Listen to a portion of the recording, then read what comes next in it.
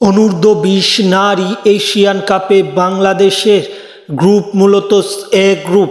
এই গ্রুপে চীন, থাইল্যান্ডের মতো দল আছে। মূলত এই ভিডিওর মাধ্যমে জানবো বাংলাদেশের সেই এ গ্রুপটার পয়েন্ট টেবিলে কার অবস্থান কততম এবং শীর্ষে আছে কে বা সবার তলানিতে আছে কে।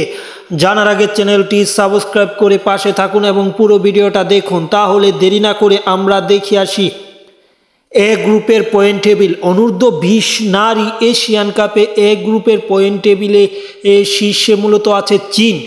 প্রত্যেক দলে এখন পর্যন্ত 2টি ম্যাচ খেলেছে এবং চীনও তার ব্যতিক্রম নয়। চীনও 2টি ম্যাচ খেলেছে এবং 2টি ম্যাচ খেলে পয়েন্ট মূলত তাদের শতভাগ জয়ে 6 পয়েন্ট নিয়ে আছে পয়েন্ট টেবিলের শীর্ষে তারা, এবং পয়েন্ট টেবিলে গোল পার্থক্যে মূলত তারা শীর্ষে আছে। দ্বিতীয় স্থানে আছে থাইল্যান্ড।